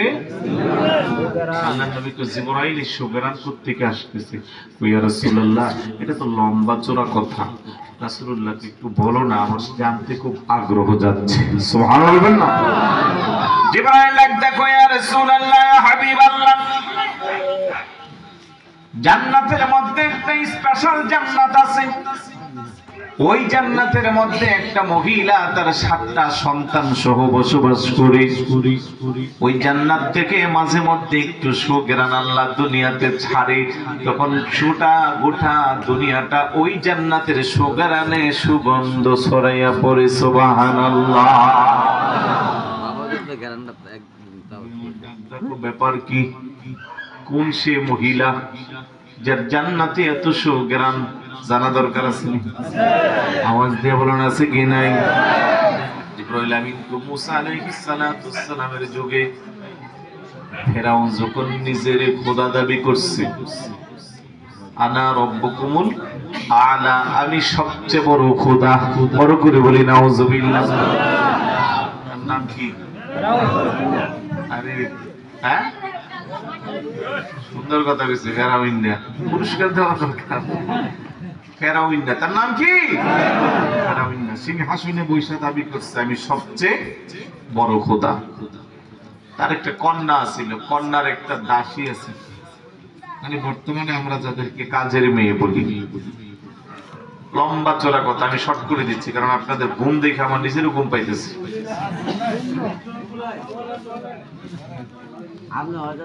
এখানে তো বিভিন্ন দরবারের পাগলরা আছে, ঠিক না? মনোযোগ আছে নি? আছে আছে। ফেরাউনের কন্যা, কন্যার দাসী কাজ করতেছে। কি কাজ? ফেরাউনের কন্যার মাথা আশ্রাইতেছে। মাথা আশ্রাইতে কি লাগে? চিরুনি। বলেন না কি লাগে? মাথা আশ্রাচ্ছে আশ্রাচ্ছে হঠাৎ করে চিরুনিটা নিচে পড়ে গেছে। এখন যদিও ফেরাউনের কন্যার চাকরি করে, দাসী কিন্তু ফেরাউনের খোদা মানে না। দাসী যখন নিচ থেকে চিরুনি ওঠাচ্ছে, হঠাৎ করে জবান দিয়ে ফসলাইয়া বের হয়ে গেছে বিসমিল্লাহ। বড় করে বলি সুবহানাল্লাহ। ফেরাউনের কন্যা এটা খেয়াল করে ডাক, দেখো দাসী, তুই কি আমার বাবারে খোদা মানিস না? তুই মুখ দিয়ে আল্লাহ বললি কেন? তুই বল বিইসমি ফেরাউন। দাসী কো নাউজুবিল্লাহ, এটা কি করে সম্ভব? মানুষ হইয়া মানুষের খোদা মানবে, অন্তত আমার দ্বারা এটা সম্ভব না। দাসী কো তুই জানোস না আমি কালমা পড়ছি লা ইলাহা ইল্লাল্লাহ মুসা কালিমুল্লাহ। আমি মুসা নবীর প্রতি ঈমান আনছি। তোমার বাবা পয়সা থাকতে পারে, রাজা শাস্তি, ঠিক আছে, টাকা পয়সা বেশি আছে, তাই বলে তোমার বাবা খোদা হতে পারে না। কন্যা কো তুই জানোস না এই মিশরের নামি দামি কত শিক্ষিত মানুষ আমার আব্বারে খোদা মানে? মানলে মানতে পারে, ওরা হয়তো বুঝে না। আমি হইতে পারি দাসী, কিন্তু আমি বুঝতেছি যে মানুষ হয়ে মানুষকে খোদা মানা যায় না। এখন ফেরাউনের মায়ের মেজাজটা ঠান্ডা না গরম? আর একটু জোরে বলুন, ঠান্ডা না গরম? গরম হওয়াটাই তো স্বাভাবিক। গরম হওয়াটাই স্বাভাবিক। আমার বাবার খাই, আমার বাবার চাকরানি, আমার বেতন দিয়ে তার সংসার চলে, আর সে আমার বাবাকে খোদা মানে না। খুব উত্তেজিত, অনেকভাবে বোঝানোর চেষ্টা করছে। দাসী ডাকদা বলে, ফেরাউনের কন্যা, প্রয়োজনে চাকরি ছেড়ে দিব, তারপরও তোমার বাবারে খোদা মানতে পারবো না। কয়েকদিন যাওয়ার পরে ফেরাউনের কন্যা তার বাবাকে, ফেরাউনকে বলল, বাবা সর্বনাশ। বলে কি?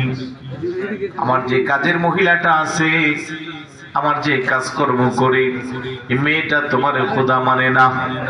কি বলিস? কত নামি দামি ব্যক্তি আমার খোদা মানে, সে কেন মানে না? তারা নাকি বুঝে আসে না যে মানুষ হয়ে কেমনে মানুষকে খোদা মানবে। ফেরাউনকে বুঝতে পারছি তার বেতনে পোষায় না, তার বেতন ডাবল কইরা দে। মনে করে বলি নাউজুবিল্লাহ। পরের দিন দাসী আসতো, কন্যা প্রস্তাব দিল, রে দাসী, আমার বাবা ফেরাউন বলছে তোর বেতন ডাবল করে দিতে, তারপরেও তুই বাবারে খোদা মানবি? দাসী মহিলাটা যদিও দাসীর কাজ করে, তার ভাগ্যকে আল্লাহ প্রসন্ন করে দিয়েছি। ডাক্তার বলে, বেতন 2 গুণ না 100 গুণ বাড়াইলেও কাজ হইবে না, প্রয়োজনে চাকরি ছাড়বো, ঈমান দিব না। জবান দিয়ে কি বেরিয়েছিল? না, ওই যে চিরুনি উঠানোর সময় বের হয়েছিল বিসমিল্লাহ পড়েননি আপনারা? পড়েন না। খাবারের শুরুতে কি পড়তে হয়? বিসমিল্লাহি আলা হাদিসে আসছে কুল্লু আমরিন ফি মালিন লাম ইউবদা ফাহুয়া আবতার ওয়া আকতা। প্রত্যেক ভালো কাজের সূচনাতে ঈমানদার জবান দিয়ে আনবে কি? যদি না করে দেন এটা অপরিপূর্ণ, লেস কাটা থাকবে। আমি মাঝে মধ্যে কিছু খাদক মানুষ আছে না, বেশি খাইতে পারে, এটা কিন্তু ভালো বলবো, খারাপ ভাবে দেখবেন। আজকেও দিনের বেলা এক জায়গায় খাবারের গল্প হয়েছে, 6 জনে এক টেবিলে বসে, বারবার বাড়ি নিয়ে আসে, 3বার 4বারের পরে যে আনে হেরাল খুঁজে পাওয়া যায় না। হারাই করবো কি, আনতে আনতে দিতে দেরি এগুলা শেষ হয়ে যায়। থামাইলা কি করে থামাইলা। এরকম প্রকৃতির কোন মানুষ থাকলে তারে বিসমিল্লাহ বইল্লা খাবারটা শুরু করতে বলবেন, বলবেন 3 প্লেটের বেশি। আগে মুরব্বীদের কাছে শুনতাম 1 বাটি 10 কেজি 5 কেজি খাইতে পারতো, এরকম কিছু মানুষ আছিল। কথা এখন ঠিক না? আবার অনেক সময় মুরব্বীরা যা কই তার পেটের লোকে মিলে তো পুটলা মিলে না, জিনের বাদশা মনে তার পেটে আছে। কথা এখন ঠিক না? আর এরকম গল্প ধরে করেন চন্দ্রপুরে মানে যাচ্ছে ব্রাউনবাজার শহরে ডাক্তার দেখানোর জন্য আর কি, সকালবেলা বাইতে রওনা দিয়েছে। সুলতানপুর পোলারে বিয়ে করেছে, সুলতানপুর ছিলেন তো ব্রাউনবাজারের আগে। এখন ভাবলো ভাই যেগুলো মাত্র 11টা ডাক্তারের সিরিয়াল, 3টাতে একটু বিয়ের লোকে দেখা করে যায়, ছেলের শ্বশুর বাড়ি আর কি। যাওয়ার পরে বিয়ে বলতেছে বিয়ে আইসেন যেহেতু খাবারের টাইম, যা আছে 4টা ডাল ভাত খাওয়া যায়। হয় কিন্তু 4টা ডাল ভাত, আসলে কি ডাল আর ভাত না আরো কিছু আছে? আছে। তাড়াহুড়া করে রান্না টান্না করছে। বিয়ে মনে মনে করতেছে তো আগে গিয়ে বইয়ে দেখতেই বড় ডাক্তারের চেম্বারে, সুলতানপুরতে যাইতে লাগবে আধা ঘন্টা। জোহর নামাজ পড়ে আস্তে আস্তে রেস্ট করেই যাওয়া যায়। এখন দুপুরে যখন খাইতে বসছে, এবার খাবার দিতেছে, বিআইন বাইরে দে আর বিআইন আইন না দে। এখন যে ঘরের 10-12 জনের রান্না আছে, মাশাআল্লাহ সব বিয়ে ফেটে যাইতেছে। এখন বিআইনের মেজাজ কি নরম না গরম? বিপদ নিজের হাতে টাইম না, এটা আইছিল যাইতো গাড়িটাই বলা আছে। এখন আইসে আর এমনি খাইতে আছে, ঘটনা কি? আচ্ছা যাক, মনে মনে ভাবছে না জানে আবার পাশের করতে ভাত তরকারি আনতে হয়নি, আমরা নাও নিজেরা আবার রান্না করে খাইলাম। পাশের করতে আনতে গেলে তো অবস্থা মান সম্মান আরো নষ্ট হইব। তো খাওয়া দাওয়া শেষ, এবার জায়গা কবি আই কই যান আপনি, সমস্যা কি? আমরা ডাক্তারের কাছে কি লেগে যাইবেন? কবি আই না, কিছু মনে করেন না, আমার রুচি নাই, আগের মতো খাইতে পারি। চিল্লাম দিয়ে আপনার ফায়ে ধরি, ডাক্তার দেখাইয়া রুচির ওষুধ খাইয়া জীবনে আমার বাড়িতে রুচি নাই, রুচি ছাড়াই অবস্থা, রুচি থাকলে কি? এরকম কিছু মানুষ আছে না নাই? আরেকটু জোরে বলুন, আছে না নাই? যারা বেশি খাইতে পারেন, আমি আমার হিংসা করতেছি না, আপনারা ভাববেন না যে এরকম করতেছে, কারণ আমরা হুজুরের এমনি দোষ। দাওয়াতে গিয়ে কম খাইলে দাওয়াত মনে আরেকটা আছে, আর বেশি খাইলে হুজুরের পেট আল্লাহর টাকার, বলে না? হুজুরদের উপরে। তো যাই হোক, যে কথা বলছিলাম, এখন ফেরাউনের কন্যাকে জীবন দিব, চাকরি ছাড়বো, তারপরেও ফেরাউনকে খোদা মানবো। সরাসরি ফেরাউন এসে বলে, দাসী অল্প বেতনের চাকরানি হইয়া আমাকে তুই খোদা মানবি না? খবর যদি এলাকার মানুষ জানে, আমার মান সম্মান টিকবে না। 3 দিনের সময় দেওয়া হলো তোরে, 3 দিনের মধ্যে যদি তুই আমারে খোদা না মানিস, এমন শাস্তি হবে, গোটা মিশরের সমস্ত মানুষ তোর শাস্তি দেখে শিক্ষা নিবে। জীবনে কেউ কোনোদিন আর আমারে খোদা না মাইনা পারতো না। বড় করে বলি নাউজুবিল্লাহ। 3 দিন পার হয়ে গেল। 3 দিন পরে দাসীর প্রস্তাব দিল, দাসী তোর সিদ্ধান্তের কোনো পরিবর্তন হয়েছে নি? দাসী কো না না না, ইমানদারের সিদ্ধান্ত একটা, ইমানদার তার সিদ্ধান্ত পাল্টাই না। কথা কোন ঠিক কি না? ইমানদারের জবান কয়টা?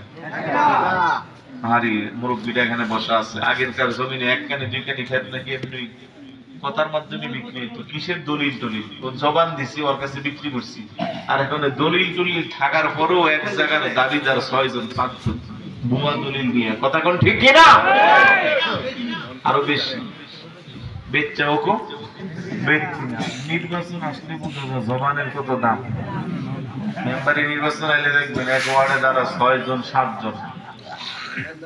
আর আপনাদের সামনে বাজার না, মাশাআল্লাহ বাজারে চায়ের দোকানে বসে থাকে, কেউ আবার রাস্তার কোনাটার মধ্যে দাঁড়া, কেন তো সবটি একটা পর একটা যাইবো। মেম্বারি প্রার্থী একটারে দেখলে কো বাতিজা তুই না কার পোলা, কো মুখের পোলা, কো আরে তোরা পারলো আগে যেই ফুটবল খেলছিস আর গাছ মাঠো। তো সাসি কালকে কইতাছে গো তোমার বন্ধুর পোলাটা এবার মেম্বারির দাঁড়াইছে, আমরা আমাদের ঘরের যে 9-10টা বোর্ড আছে সব তারে দিব। কি বুট চাইছিল বেটা, আগেই তারে 9টা দিয়ে দিছি। এতে 20 না পাইয়া পকেটের থেকে সকসুকি 1000 টাকা নোট বাইর করছে। চাচা দোয়া করলে সারবো। ও গেছে এদিকে, এবারে ওই কোনা দিয়ে আরেকজন আইতেছে, ও তুমি না কে? আমি অমুকের পোলা। ও তুমি তো বিকম পাস। এটা তো স্মার্ট বাংলাদেশ, শিক্ষিত মানুষের দরকার, তোমারই দরকার আমাদের। আমরা সিদ্ধান্ত নিয়েছি এবার শিক্ষিত মানুষকে ভোট দেব, আমাদের ঘরের যে 9-10টা বোর্ড আছে সব তোমারে দেবো।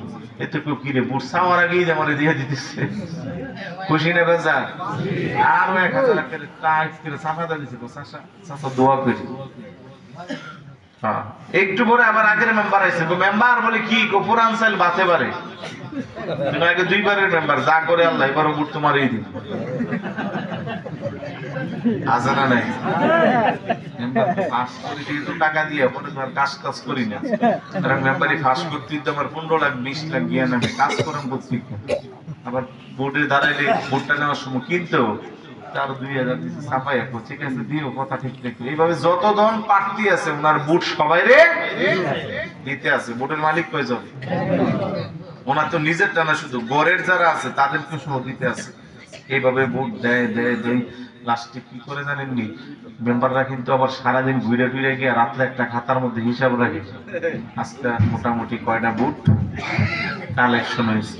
এখন চিন্তা করে আমাদের ওয়ার্ডে যে প্রার্থী দাঁড়াইছে মোটামুটি 300-400 বুট লাগিয়েছে, আর অলরেডি মেম্বারে দেখতেছে তার হিসাবে প্রায় 900-র কাছাকাছি হয়ে গেছে। আছে না? এবার হ্যাঁ মনে মনে আমার কে ঠেকাইবো, অমুক তারিখ নির্বাচনের দিন আসরের পরে মালাটা গলা দিয়ে তো বাজারের ভিতরে রাউন্ড দেওয়া শুরু হইব, ঠিক না? এটা নাক টেনে খুশি, আর কত চিন্তা করে অমুকে ওইটা গেছিল, অমুকে এটা গেছিল, 5টা কইরে লই, তারপরে সাইজ করবো, কথা কোন ঠিক না? এবার নির্বাচন শেষ, আসরের নামাজের পরে গণাগণি হইছে, ফুলের মালা দূরের কথা, বোর্ডে মাঠে বইনা বোর্ড হইছে 42টা, টাকা অলরেডি 20 লাখ শেষ।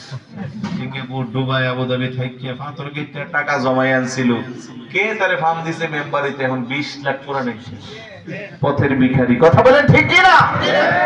এগুলো মুসলমানদের চরিত্র। 100 টাকার কাছে 1000 টাকার কাছে জবান বিক্রি, ইমান নষ্ট করে। খারাপ লাগতেছে? হাসি দিয়েন না, বাস্তব কথা এগুলো, এগুলো বাস্তব কথা। এই 500 টাকা 1000 টাকার কাছে জবান যারা বিক্রি করে তারা কি করে ইমানদার হয়? আল্লাহর নবী কো লা ঈমানা লিমান লা আমানাতা লাহু, ঈমান নাই যার কাছে আমানত নাই। তো আপনি কথা দিয়ে কথা রাখলেন না, আমানতের খেয়ানত করলেন, আপনি 100% মুনাফিক। কথা বলে টকবক করে তৈলটা জ্বলতেছে। ফেরাউন এবার মহিলার শেষবারের মতো জিজ্ঞাসা করলো, সে বলে যে না না না, কোনোদিন আমি আমার ঈমান নষ্ট করতে পারবো না। ফেরাউন এবার তাফসীরের মধ্যে আসছে, ওই মহিলার 7টা সন্তান ছিল, সবচেয়ে বড় সন্তানটারে টান দিয়ে আনলো, জল্লাদদেরকে ডাকতে বললো তার হাত পা 4টার মধ্যে রশি দিয়া বাঁধো, আর উত্তপ্ত তৈলের মধ্যে তারে ছেড়ে দাও। আমার ভাইয়েরা বাবারা, পৃথিবীর কোন মা এই কষ্ট সহ্য করতে পারবে না। মার চোখের সামনে মার গর্ভের সন্তানটাকে আগুনের মধ্যে ফেলে দিবে, কোন মা এটা কখনো মেনে নিতে পারে না। কিন্তু মহিলাটা কত ইমানদার ছিল, কতটা তাকওয়াবান ছিল। মায়ের সামনে যখন তার হাত পা গুলো রশি দিয়া বাইদা তৈলের মধ্যে ফেলে দিচ্ছে, মহিলাটা তার জবান দিয়া পড়ে নিচ্ছে ইন্না লিল্লাহি ওয়া ইন্না ইলাইহি রাজিউন। ফেরাউন ডাকতে বলে, ঠিক কেমন মা? তোর জন্য আমার লজ্জা হচ্ছে, সন্তান তোর চোখের সামনে আগুনের মধ্যে ফেলে দিলাম, তারপরেও তোর মধ্যে কোনো অনুভূতি নাই। মহিলা ডাকতে বলে, ফেরাউন এমন সন্তান একটা না দুইটা না, শত সন্তানকে যদি আমি আগুনে দেই তারপরেও আমি আমার ঈমানকে নষ্ট করতে পারবো না। চিৎকার করে বলি সুবহানাল্লাহ। 2 নম্বর সন্তানটাকে আবার নিল, 3 নম্বরটাকে আবার নিল। তাফসীরের মধ্যে আসছে নীতি নীতি 6টা সন্তানকে আগুনের মধ্যে দিল। মার মনটা যতই শক্ত থাকুক তারপরেও তো মা, কথা কোন ঠিক কিনা? একদিক দিয়ে নিজের ঈমান, আরেক দিক দিয়ে নিজের পেটের সন্তান। কিন্তু সন্তান গেলে সন্তান পাওয়া যাবে, ঈমান গেলে তো বেঈমান হতে হবে, কথা কোন ঠিক কিনা? সন্তানের চেয়ে ঈমানের দাম বেশি। একেবারে ছোট বাচ্চা যেটা ছিল দুধের বাচ্চা, ওই বাচ্চাটারে যখন টান দিল কেমন যেন মহিলার দাসীর মধ্যে একটু কম্পন সৃষ্টি হয়ে গেল। তাফসীরের মধ্যে আসছে তাকাল্লামা ফিল মাহদি আরবাআতা তিফতিন, পৃথিবীতে কুলের বাচ্চা, মায়ের কোলে দুধের বাচ্চা কথা বলছে 4 জন, তার মধ্যে একজন হলো ফেরাউনের কন্যা, ওই কন্যার দাসীর বাচ্চা। বড় করে বলি সুবহানাল্লাহ। ছোট বাচ্চাটারে যখন টান দিল দাসীর মধ্যে কেমন যেন অনুভূতিতে আঘাত আনলো। দাসী চিন্তায় পড়ে গেল, আহারে 6টা সন্তানকে আগুনে দিলাম, এতটা খারাপ লাগলো না। ছোট বাচ্চাটারে আগুনে দেওয়ার সময় কেমন যেন আমার মধ্যে অস্থিরতা বিরাজ করতেছে। এবার ছোট বাচ্চার জবানটা খুলে গেল, ডাকতে বলে, মা তুমি চিন্তা করিও না, দুনিয়ার মানুষ যদিও দেখতেছে আমাদেরকে আগুনের মধ্যে ফেলে দিচ্ছে, কিন্তু না না না, জান্নাতের ফেরেশতারা আমাদেরকে কুলে নিয়ে একটা স্পেশাল জান্নাতে রাখতেছে। জিবরাইল ডাকতে কই, ইয়া রাসূলুল্লাহ, 7টা সন্তানকে আগুনে দেওয়ার পরে ওই মহিলাটার হাত পা গুলো রশি দিয়া বেঁধে যখন তাকে আগুনের মধ্যে ফেলে দেওয়া হলো, জান্নাতের ফেরেশতারা তাকে কুলে নিয়ে 7টা সন্তান সহ ওই মহিলাটাকে যে জান্নাতের মধ্যে রাখছে, ওই জান্নাত থেকে মাঝে মধ্যে সুগেরান ছাড়ে। সুবহানাল্লাহ। আমি বুঝাই পারছিলাম, ঈমানের উপর ইস্তেকামত থাকলে তার জান্নাত নিশ্চিত, তাতে কোনো সন্দেহ। আজকে যারা আমরা মাহফিলে বসলাম, আমাদের ঈমানটাই মূল প্রাধান্য। যা কিছু করি না করি ঈমানের উপরে স্থির থাকতে হবে। তারপরে যদি আমলগুলো করি, 5 ওয়াক্ত নামাজ যদি ঠিকভাবে আদায় করি, রমজানের রোজাগুলো যদি ঠিকভাবে রাখি, মা বোন যারা পর্দার অন্তরাল থেকে শুনছেন, তারা যদি ঠিকভাবে নামাজ পড়ে যেমন ফরজ, রোজা রাখা যেমন ফরজ, একইভাবে যদি পর্দার হুকুমকেও পালন করে, আমার আল্লাহ 8খানা জান্নাতের যে দরজা দিয়ে মনে চাই মা বোনদেরকে সেই দরজা দিয়ে জান্নাতে প্রবেশ করাবে। খারাপ লাগতেছে? নামাজ পড়বেন নি আপনারা? আওয়াজ দেয়া বলুন, পড়বেন? 6 ওয়াক্ত কয় দিনে? 1 মাসে? ওই শুক্রবার আসলে বেশিরভাগ তো এরকম মুসলিম, শুক্রবারে 2 রাকাত পরে পুরো সপ্তাহ যার খোঁজ খবর নাই। কথা কোন ঠিক কি না? নামাজ কয় ওয়াক্ত পড়বেন তো? বলেন ইনশাআল্লাহ। 5 ওয়াক্ত নামাজ পড়লে আল্লাহ জান্নাতে আপনার জন্য আমার জন্য বালাখানা বানাবে। বান্দা যখন শুরু করে খোদার ইবাদত, জান্নাত মাঝে হয়তো খনি তৈরি ইমারত। আবার যখন বন্দেগীতে গাফিল হয় আর ওই ফেরেশতারা কার্য তখন বন্ধ করে রই। খোদার ভয়ে যে চুপ হতে অশ্রু দ্বারা জরে, জাহান্নামের আগুন হারামে সেই চোখের ভিতরে। কিয়ামতে মুমিনগণের হুজুর জায়গা যত, নূরে উজ্জ্বলে হইবে যেমন দীপ্তি চাঁদের মতো। বড় করে বলি সুবহানাল্লাহ। 5 ওয়াক্ত নামাজ পড়বো তো? আর সামনে বাড়ছি না, যেমনি ঘুমাইতেছেন, আসুন একটু সালাম দিয়া নবী।